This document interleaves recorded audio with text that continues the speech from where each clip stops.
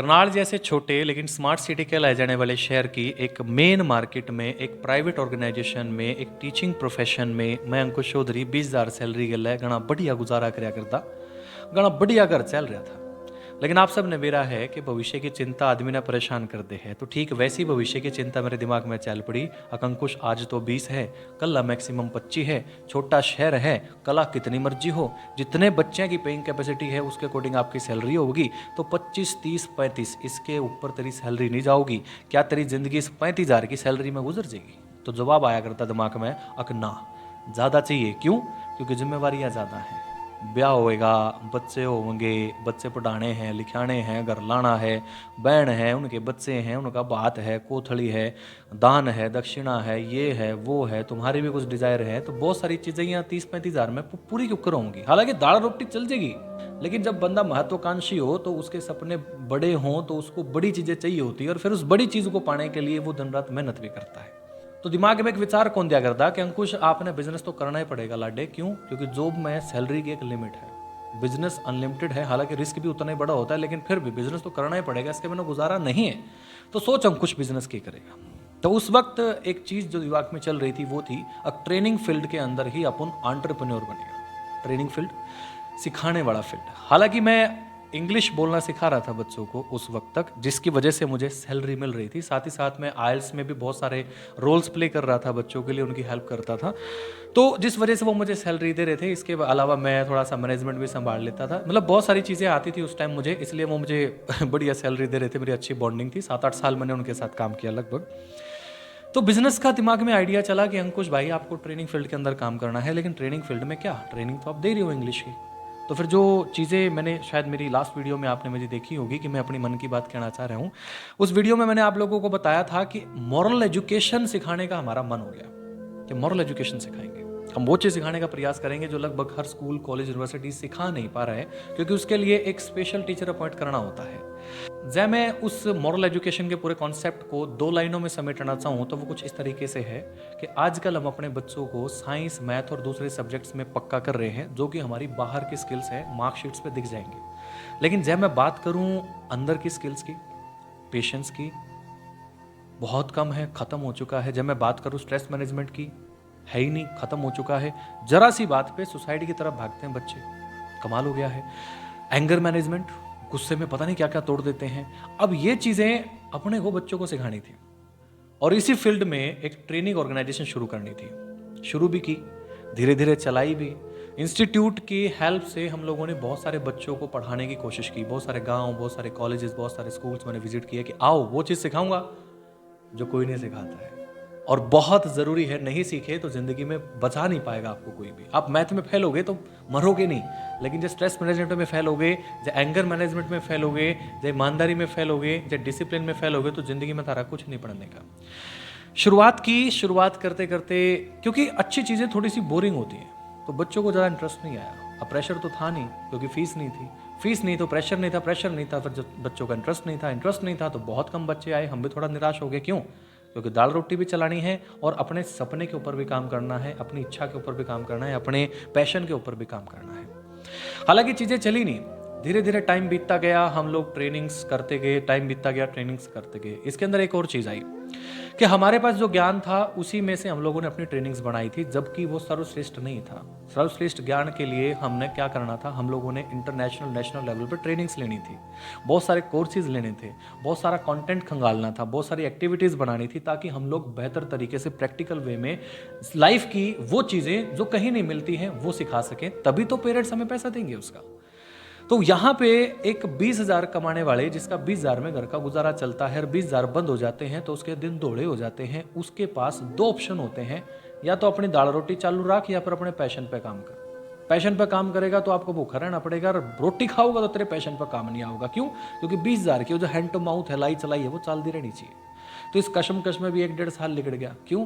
Training नहीं ले पा रहे, कोर्स ही नहीं कर पा रहे। हाँ, कुछ किताबें खरीदी, कुछ मैगजीन्स खरीदी, कुछ इंटरनेट पे कंटेंट खंगाला, बहुत सारी एक्टिविटीज़ देखी, और बहुत सारा कोर्स हम लोगों ने डिज़ाइन कर दिया। लगभग 20 टॉपिक पे हम लोगों ने वेल प्लान्ड सिस्टम तैयार कर दिया। कोई बात नहीं, शुरुआत में बच्चों को फ्री में पढ़ाया, 20 रुपए में 20 वर्कशॉप्स उनको दी, पैसा ज़्यादा नहीं था, इंटरेस्ट नहीं था बच्चों का, अच्छी चीज़ें हैं, प्रेशर नहीं था, माता पिता को इंटरेस्ट नहीं था। माता पिता चाह रहे थे कि मैथ और साइंस की ट्यूशन हो तो ठीक है, ये ईमानदारी मुंदरी नहीं सिखाने अपने बच्चों को, ये जो आप डिसिप्लिन सिखाना चाहते हैं ये नहीं चाहिए अपने बच्चों को। मैथ सिखाते हो तो बोल, साइंस सिखाते हो तो बोल। हमने कहा कि मैथ और साइंस के साथ हम ये सिखाना चाहते हैं, बोले नॉट इंटरेस्टेड। कोई बात नहीं भाई, जब ज़िंदगी में कभी ज़रूरत पड़ेगी, जब हम लोग ट्रेंड में होंगे, जब हम बताएंगे कि हम आपके बच्चों की ज़िंदगी में पॉजिटिव चेंज लेकर के आते हैं, तब शायद आपको दिमाग में आए और फिर हम लोग छोटा चार्ज नहीं करेंगे, बड़ा चार्ज करेंगे कभी फिर बाद में को। तो ये चीज़ हमारी ज़िंदगी में चल रही थी, लेकिन क्योंकि ट्रेनिंग फील्ड में हम आ नहीं पा रहे थे, क्योंकि ट्रेनिंग फील्ड में प्रोफेशनली आना एक बहुत बड़ी इन्वेस्टमेंट लगाना, बहुत बड़ा समय लगाना, क्योंकि 10 से 15 साल का प्रोसेस होता है किसी भी ट्रेनिंग कंपनी को एक अच्छे लेवल पर ले जाने के लिए, जहां आप कह सको कि आप एक सेटिस्फैक्ट्री इनकम कमा रहे हो, एक संतुष्ट करने वाली इनकम कमा रहे हो। लेकिन अगर उस समय तक हम लोग कोई काम करते ट्रेनिंग फील्ड के अंदर तो हमारी तो दाल रोटी खत्म हो जाती। तो दाल रोटी ने मेरे पे वो काम होने नहीं दिया। अब बिजनेस तो करना था, अब क्या करें क्या करें क्या करें क्या करें, दिमाग में चल रहा है। तो मेरा फ्रेंड आया मेरे पास, एक कह रहा कि अंकुश मैं ये बिज़नेस के बारे में थोड़ा सा जानता हूँ, चलो मिल करके ये बिज़नेस करते हैं। वो बिज़नेस था स्कूल्स के लिए सामान प्रोवाइड कराना, जिसको हम देशी भाषा में कह देंगे एक स्कूल ना की वर्दी सप्लाई करना। इसके लिए क्योंकि मेरे दोस्त का थोड़ा सा अनुभव था, तो हम दोनों ने मिल करके थोड़ी सी इन्वेस्टमेंट करी, 3-4 मशीनें, कपड़ा, टेबल, कटर ये ले आए, 1-2 कारीगर बिठा लिए और टी शर्ट्स बल्क में बनानी शुरू कर दी। स्कूलों के अंदर गए, उनसे बातें करी, उनको कहा कि हमारी फैक्ट्री है, आपको चाहिए क्या, कौन सा माल चाहिए, आपको टी शर्ट चाहिए हम देंगे, आपको निक्कर चाहिए हम देंगे, आपको pant shirt suit shoes socks blazer sweater jersey एसएल क्या चाहिए हम सब प्रोवाइड कराएंगे, हमारी अपनी फैक्ट्री है। हालांकि थोड़ा सा झूठ थोड़ा सा सच मिलाकर के हम लोग डील करते थे। इसके बाद चाहे टाई बेल्ट की बात हो, चाहे सर्टिफिकेट्स प्रोवाइड कराने की बात हो, चाहे पेपर प्रिंटिंग की बात हो, चाहे बुक प्रिंटिंग की बात हो, डायरी प्रिंटिंग की बात हो, हम लोग सब कुछ प्रोवाइड कराना शुरू कर दिया। पहले महीने के अंदर ही मैं एक अपने आप को एक बहुत बड़ा एंटरप्रेन्योर लाने लग गया था। क्यों? क्योंकि सैलरी 20,000 थी, लेकिन जिस वक्त मैंने डील करी स्कूलों के साथ, ऑर्डर लिए और सप्लाई उनको दे दी, माल उनको दे दिया, बना के कुछ जो मेरे पास बनता था अपने पास बना करके, जो किसी और से बनता था उन पे बनवा करके जब स्कूल में माल प्रोवाइड करा दिया, तो उस वक्त मैंने अपना मार्जिन देखा, 75-80 हज़ार रुपये मैंने कमा लिए और 75-80 हज़ार रुपये मेरे दोस्त ने कमा लिए। जब 20,000 कमाने वाले ने हिसाब किताब में ये पता लगा है वो 80,000 रुपये कमा लिए उसने पहले महीने में, इतनी बड़ी छलांग उसने ला दी, तो भाई वो तो अपने आप ने एंटरप्रेन्योर लाई गई। और ऐसा नहीं था कि पहले महीने हम लोगों ने 80,000 कमाए थे ना, दूसरे भी कमाए थे, तीसरे भी, चौथे भी, पांचवें भी। जब मैं बात करूं कि एक साल के अंदर जो एवरेज इनकम थी हमारी, वो लगभग 60-70 हज़ार रुपये महीना थी, सब कुछ काट पीट के। लेकिन एक साल बाद एक चीज समझ में आई, वो चीज समझ में आई, अंकुश जिस बिजनेस में आप हो ना, इस बिजनेस ना होलसेल का बिजनेस क्या कर रहा है। रिटेल के बिजनेस में शायद उधार आपको ना मारे, लेकिन होलसेल के बिजनेस में आप मरोगे तो उधार से मरोगे। तो वही काम होता था, जिससे हमने माल बनवाना होता था उसको हम लोग जाकर के नगद पेमेंट करते थे। वो तो ऐसे फोन करते थे, अरे भैया बैंक से मैसेज नहीं आया अभी तक, हम आपका माल कैसे डिलीवर कर दें। मान लीजिए दिल्ली से लुधियाना से कोई माल बनवाना होता, और जहां माल हमें देना होता था स्कूल्स में, वो लगभग हमारे जो पास स्कूल्स थे वो गांव के स्कूल्स थे। तो गांव के स्कूल्स की एक बड़ी समस्या होती है कि 6 महीने में फीस आती है उनकी।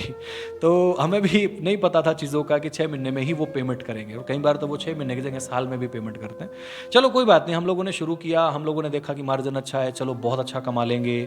हम लोगों ने फिर एक गाड़ी भी ले ली, हम लोगों ने काम और बढ़ा लिया, और चीज़ें ऐड ऑन कर ली, बहुत सारी चीज़ें हम लोगों ने कर ली। चीज़ें चलती गई। बात आई कि साल हो चुका है, हिसाब किताब कर लेते हैं क्या आया क्या गया। अब कमा तो अच्छा लिया था मैंने भी और मेरे दोस्त ने भी, लेकिन हाथ में कुछ नहीं था, जो था हिसाब किताब में था। जिससे माल बनवाया उसको पेमेंट दे चुके हैं, जिसको माल दिया है उनसे पेमेंट पेंडिंग है। यानी 1 साल की टोटल कमाई हमारी स्कूलों के ऊपर पेंडिंग थी, स्कूलों ने देनी थी। स्कूलों के पास जाते, कुछ अच्छे स्कूल थे, जैसे ही माल देते थे बहुत मतलब पेमेंट दे देते वो हमारी, या फिर जैसे ही माल देते थे तो वो दूसरे नहीं तीसरे चक्कर में पेमेंट दे देते थे। हालांकि हम लोगों ने कहा था उनको कि ऐसा काम करो जी, आप माल बेशक 2 लाख का मंगा लो, लेकिन 5,000 रुपये हफ्ते में आप ट्रांसफर कर दो। मान लीजिए 4-5 स्कूल अगर 5,000 रुपये हफ्ते में ट्रांसफर कर देंगे तो 25-30 हज़ार हो जाएंगे। तो थोड़ा बहुत अगर नूंगा तिंगे होगा तो उन इकट्ठा करके हम लोग किसी को देने योग्य होंगे। लेकिन कई स्कूल तो इतने खराब थे, सॉरी टू से, मैं कहना चाहूँगा कि वहाँ पे 15-15 चक्कर लगाने के बाद भी हमने स्माइल मिला कर दी, अंकुश जी हाँ आज तो पैसे हैं नहीं। मैं कहा यार मैं 55, 60, 65 किलोमीटर बाइक चला करके आया हूँ पैसे लेने के लिए, और फ़ोन करके आया हूँ, और आप ये कह रहे हैं कि पैसे नहीं हैं। एक बार तो केस ऐसा हुआ कि हमने टी शर्ट दी थी 70-80 हज़ार रुपये की एक स्कूल के अंदर, और हम चले गए स्कूल में पैसे लेने के लिए 15-20 दिन के बाद, और हम बैठे सामने सोफे पे चाय पीने लग रहे हैं। चाय जनरली हम मना नहीं करते थे स्कूल से, हम पीते थे। तो चाय पीने लग रहे हैं। चाय पीते पीते एक मैडम जिसकी ड्यूटी थी वो टी शर्ट्स का हिसाब किताब करने की वाली मैडम थी। तो कैंटीन वाली मैडम ने सर को कहा, जो वहाँ पे हेड थे इस चीज़ की डीलिंग के, सर को कहा कि सर ये टी शर्ट्स के 26,800 रुपये हैं। तो हमें लगा कि आज तो 26,800 रुपये मिलेंगे। तो 26,800 रुपये उसने ले लिए और अपने एक बंदे को बुलाया और उसको कह दिया जाकर बैंक में जमा करा दे। मैं कहा यू क्यों? हमने पूछा कि सर ये 26,000 रुपये तुम्हारी टी शर्ट्स के यहाँ दे दो ना। तो वो बोले कि इससे तो हमने अपने ड्राइवर की सैलरी देनी है। बताऊँ तो मेरा उस दिन बड़ा मन टूटा, बड़ा दिल टूटा। मैं ना भाई ऐसा काम तो गलत है, यू काम तो नहीं चलाना चाहिए। चलो कोई बात नहीं भाई, चीजें चली चली चली चली चली। तो पैसा नहीं था मेरे पास, बिल्कुल नहीं था मेरे पास इन्वेस्टमेंट के लिए। और ऑर्डर आएंगे, अब ऑर्डर तो मैं ले लूँ, लेकिन जिससे माल बनवाना है उसको तो नकद देना पड़ेगा, वो तो उधारी करता नहीं है। जहाँ माल देना वो उधारी में जाएगा। अब एक स्कूल का ऑर्डर आ गया मेरे पास। उन्होंने कहा अंकुश भाई अपने को यूनिफॉर्म चेंज करना अपने स्कूल का। ये पिछले 10 साल से हम लोग एक यूनिफॉर्म चला रहे हैं, कुछ बदलाव चाहते हैं। मैंने पूछी क्या संख्या है आपके स्कूल की? बोले इतनी संख्या है। तो मैंने कहा कि लगभग 3-4 लॉट आएंगे आपके लिए, क्योंकि उसमें बच्चे बहुत ज़्यादा थे। तो शुरुआती जो लॉट था वो लगभग 2 लाख रुपए का था। मेरे दिमाग में एक विचार आया, 2 लाख रुपए के माल पे मुझे बचेगा 40,000 रुपये। ओके, पैसे आएंगे 1 साल में और उसमें भी 15 से 20 चक्कर मुझे लगाने पड़ेंगे। बोले ओके, और अगर मैं 2 लाख रुपए किसी से ब्याज पे लूँ तो 1 साल के अंदर बैठे बैठे मुझे उसको 48,000 रुपये देने पड़ेंगे। बोले मैं क्या करूँ, मैं 2 लाख रुपए ब्याज पे लेकर के ये बिजनेस करूँ या ना करूँ? उस वक्त हालांकि मेरे एक मित्र थे जिन्होंने कहा था कि अंकुश, हमारे समाज में एक बात कही जाती है कि कोई भी बिजनेस 3 साल में रन करता है उसमें ऐसी बात बोली जाती है, चट्टी बट्टी कट्टी। पहले साल बिजनेस में चट्टी लगेगी यानी माइनस में जाओगे, दूसरे साल बट्टी आएगी। बट्टी इन द सेंस वो अलग शब्द होंगे, मुझे भी याद नहीं है, लेकिन समझ में आ जाएगा आपको कि मैं कहना क्या चाह रहा हूँ। दूसरे साल बट्टी आएगी, बट्टी इन द सेंस आगे और पीछे वाला बराबर हो जाएगा। तीसरे साल जो बोई है फसल उसकी कटाई होगी, यानी अर्निंग जो शुरू होगी तीसरे साल से। अब वहाँ तीसरे साल तक पहुँचने का बैकअप नहीं था, प्रेशर था, फैमिली के जो 20,000 है वो भी नहीं आ रहे थे और पैसे सारे ब्लॉक हो चुके थे स्कूल्स के अंदर। करता तो क्या करता, कुछ नहीं समझ में आ रहा था। एक दिन मैं रामनगर, करनाल शहर का एक मेरे गांव की तरफ वाला एरिया है, उस पार्क में बैठा था और मैंने हाथ ऐसे कर रखे थे, बिल्कुल ऐसे जैसे चिंता की मुद्रा में बैठा था। मेरे पास एक बुजुर्ग आए और बुजुर्ग ने मेरे कंधे पे हाथ रखा और बोला बेटे क्या बात, परेशान है? मैंने अपने हाथ अपने मुंह पर टटाए और बुजुर्ग का नहीं देखा। अखताऊ जी परेशान हूँ थोड़ा सा, लेकिन क्या करूँ, बता का भी फायदा नहीं और ना बताया का भी फायदा नहीं, क्या करूँ? बोले बता दे, मना हल्का हो जाएगा। बोले रहने दो ताऊ जी, आप क्यों चिंता ले, मैं देख लूंगा जो भी होगा। ताऊ जी ने पूछा अब कोई लाडे फैमिली प्रॉब्लम है?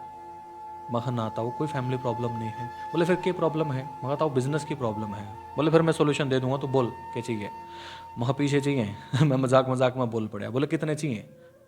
मैं हैरान, ये बंदा जो जिसकी जान ना पहचान वो कह रहा है कि कितने चाहिए, और जब मैं मांगूंगा ये दे देगा कि नहीं दे देगा? दिमाग में उथल पुथल चल पड़ी। मैंने अपनी सारी कहानी विश्वास करके ताऊ जी से सुना दी। ताऊ जी बोले टेंशन ना ले, मैं बैठे हूँ। उन्होंने अपनी पॉकेट में से एक चेक बुक निकाली, चेक बुक पे उन्होंने 15 लाख भरे। 15 लाख भरने के बाद चेक बुक पे साइन कर दिया। नाम तो मेरे समझ में नहीं आया कि चेक बुक पे साइन में नाम के था, लेकिन पाछे बंसल लिख रहा था। उन्होंने मुझे चेक देने की कोशिश करी, मैं मना कर रहा था। उन्होंने कहा कि दे दे, फ्री मैं नहीं दे रहा हूँ, और हाँ ब्याज नहीं लूंगा, इसकी टेंशन फ्री रहो। लेकिन 2 साल बाद मुझे ये पैसे मेरे परिवार के पास चाहिए, देने का प्रॉमिस करता हो तो मैं तुझे दे रहा हूँ। मैं उसकी शक्ल का नहीं देखूँ और वो मेरी मासूमियत का नहीं देखा है, मेरी बेवकूफ़ी का नहीं देखा है कि बंदा पीछे देने लग रहा है, मना करने लग रहा है। इतना बेवकूफ़ भी हो सका कुछ तो कर करा के मना के 15 लाख रुपए का चेक मैंने ले लिया। वो वहाँ से चले गए, मैं भी अपनी दुकान पर चले गया। दुकान पर जाकर के मैं घूरने लग रहा था अपने 15 लाख के चेक में। पता नहीं मेरे दिमाग में क्या आया, मैंने वो चेक अपने दराज में रख लिया और सोचा कि अंकुश ये 15 लाख यूज नहीं करने हैं तने, और जाए 15 लाख भी तने डुबो दिए ना, तो तेरा घर बिक जाएगा, तेरे किले बिक जाएंगे, तेरे प्लॉट बिक जाएंगे, जो भी तेरे पा है कुणापा भी बिक जाएगा, और जब भी नहीं तो इसके 15 लाख रुपए वापस कर सका है ना, इन्हें और पड़े रहने दे। हाँ जब तने न्यू ही नहीं अगर मर लिया, इसके ऊपर नहीं है कुछ भी, फिर यहाँ 15 लाख रुपए यूज कर लिए। तो यह सोच के मैंने वो दराज में अपना डाल दिया। दराज में डाल दिया तो फिर मैंने फ़ोन गंवाने शुरू करे, इसको फ़ोन किया, उसको फ़ोन किया, फलाने के पैसे फलाने को देना, फलाने के पैसे फलाने को देना, इसकी टोपी उसके सर, उसकी टोपी इसके सर, करते करते करते करते 10 दिन के अंदर चीज़ें ठीक होने लगी और 11वें दिन तो चीज़ें ठीक होनी शुरू होती दिखाई देने लगी। एक आशा जगने लगी, हाँ चीज़ें ठीक हो जाएंगी। मेहनत करी, दिमाग घुमाया, परेशानी मोल ली और 2 महीने के अंदर सारी चीज़ें स्मूथ चलने लग गई और अपनी पॉकेट में थोड़ा सा पैसा हो गया। अब जब अपने पॉकेट में इतना पैसा हो गया कि हमारा काम चल पड़ेगा, तो मेरे चेक याद आया और सोचा कि चेक देकर आऊँ वापस। अब 2 साल का तो इंतज़ार था नहीं, तो मैं 2 महीने पूरे होने के बाद वो चेक लेकर के उसी पार्क में चले गया। अब मुझे ये था कि सांझ 4:30-5 बजे की बात है कि वो बुजुर्ग मैंने वहाँ पे ज़रूर मिलेगा। तो मैं वहाँ पे पहुँचा और बुजुर्ग का इंतज़ार करने लग गया। बुजुर्ग आया ही नहीं, मैंने दिखा ही नहीं। मैं अगले दिन फिर गया, मैं बुजुर्ग का इंतजार कर रहा, मैं बुजुर्ग आया ही नहीं, दिखा ही नहीं। दिमाग में बहुत सारे विचार, बुजुर्ग जिंदा है नहीं है, क्या हुआ क्या नहीं हुआ। अभी तो 2 महीने पहले तो मैं मिला था, हट्टे कट्टे थे, एक्सरसाइज कर रहे थे, अब क्या हुआ। थोड़ी देर बाद मेरे लवे एक नर्स आई। वो कहने लगी, क्या आपने इस बुजुर्ग को यहाँ देखा है। उसी बुजुर्ग, उसी ताऊ की फोटो दिखा के मेरे से बोली, मैं तो इसी की तलाश में पिछले 3 दिन घूमने लग रहा हूँ, अब क्या होया। मैं कुछ नहीं लगा, 15 लाख रुपए का चेक है, वापिस करना है। नर्स ने यह बात सुनी और हंसन लगी।